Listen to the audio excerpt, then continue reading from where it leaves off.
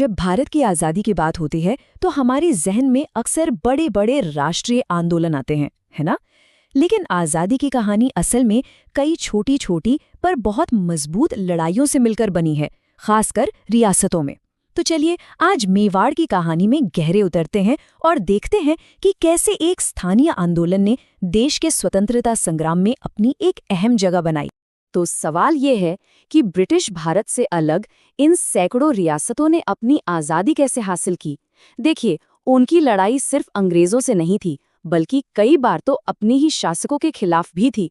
और मेवाड़ की कहानी ठीक ऐसे ही एक संघर्ष की कहानी है। कहते हैं ना, कोई भी बड़ी आग लगने से पहले चिंगारियां सुलगती हैं। मेवाड़ में भी राजनीतिक चेतना की जमीन पहले से ही तैयार हो रही थी। बिजौलिया और बेगू जैसे जो किसान आंदोलन हुए, उन्होंने लोगों के दिलों में अपने हक के लिए लड़ने का जज्बा पहले ही जगा दिया था। तो जमीन बदलाव के लिए बिल्कुल तैयार थी। अब देखिए, लोगों में जोश तो था, लेकिन इस जोश को, इस जागृति को एक शक्ल देना, एक संगठित रूप देना बहुत जरूरी था।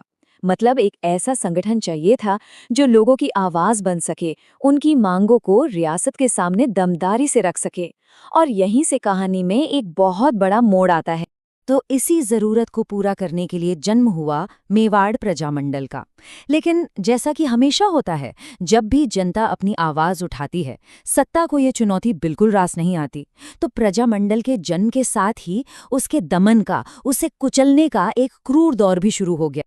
अब जरा देखिए कि घटनाएं कितनी तेजी से घटी। अप्रैल 1938 में माणिक्यलाल वर्मा ने प्रजामंडल बनाया और कुछ ही समय में रियासत ने उसे गैर कानूनी घोषित कर दिया। यही नहीं, वर्मा जी को मेवाड़ छोड़ने का हुक्म सुना दिया गया। लेकिन वो रुके नहीं, उन्होंने अजमेर से अपना काम जारी रखा। फरवरी 1939 आते आते रियासत ने उन्हें देवली से जबरदस्ती पकड़वाया, बेइंतहा प्रताड़ित किया और फिर जेल में डाल दिया। ये जो पूरा दमन का दौर था, ये करीब करीब 2 साल तक चला और फिर जाकर फरवरी 1941 में प्रजामंडल पर से बैन हटाया गया। ये जो दस्तावेज हैं, ये महज कागज के टुकड़े नहीं हैं। ये उस दौर के संघर्ष, उसकी सच्चाई और मुश्किलों का एक जीता जागता सबूत है। लेकिन सबसे जरूरी बात यह है कि इतने जुल्म के बाद भी आंदोलन की जो आत्मा थी वो जिंदा रही, वो टूटी नहीं। और बैन हटने के बाद आंदोलन अपनी ही राख से एक नई ताकत और नई ऊर्जा के साथ फिर से खड़ा हो गया। ये मेवाड़ के जन आंदोलन के इतिहास में एक टर्निंग पॉइंट था। दमन ने इसे मिटाया नहीं, बल्कि सच तो ये है कि इसे और भी ज्यादा मजबूत बना दिया। और ये वापसी, क्या शानदार वापसी थी। सोचिए, 1941 में प्रजामंडल का पहला ऑफिशियल अधिवेशन हुआ और उसकी अध्यक्षता कौन कर रहा था? वही माणिक्यलाल वर्मा, जिन्हें रियासत ने निकालने की, तोड़ने की हर मुमकिन कोशिश की। तो ये सिर्फ एक मीटिंग नहीं थी, नहीं, ये एक जीत का जश्न था। ये इस बात का खुला ऐलान था कि जनता की आवाज को अब दबाया नहीं जा सकता। अब ये जो अधिवेशन था, ये कई वजहों से बहुत खास था।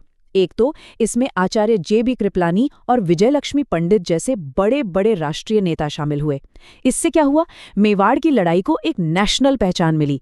फिर खादी और ग्रामोद्योग की प्रदर्शनी लगी, जो आत्मनिर्भरता का एक बड़ा सिंबल थी। और शायद सबसे जरूरी बात, आंदोलन ने सिर्फ राजनीतिक आजादी की बात नहीं की, उसने सामाजिक सुधार पर भी ध्यान दिया। मोहनलाल सुखाड़िया के नेतृत्व में हरिजन सेवक संघ बना, तो वहीं बलवंत सिंह मेहता ने भील, मीणा और दूसरे आदिवासी समुदायों के लिए काम शुरू किया। मतलब ये लड़ाई सिर्फ सत्ता बदलने की नहीं थी, समाज बदलने की भी थी। तो इस अधिवेशन के बाद से एक बहुत बड़ा बदलाव आया। मेवाड़ का जो संघर्ष अब तक एक लोकल, एक स्थानीय लड़ाई माना जा रहा था, वो अब वैसा नहीं रहा।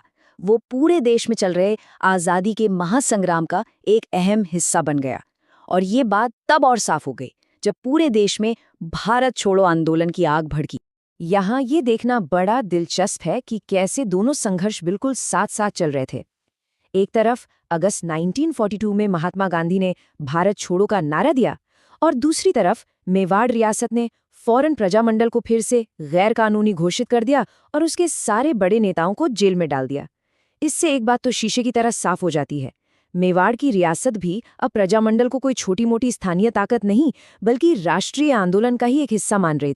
वक्त के साथ साथ आंदोलन की ताकत इतनी बढ़ गई कि इसका अंदाजा इस बात से लगाया जा सकता है कि दिसंबर 1945 में अखिल भारतीय देशी राज्य लोक परिषद का 7वां अधिवेशन कहीं और नहीं बल्कि उदयपुर में हुआ। सोचिए, ये मेवाड़ के जन आंदोलन के लिए कितनी बड़ी, कितने सम्मान की बात थी।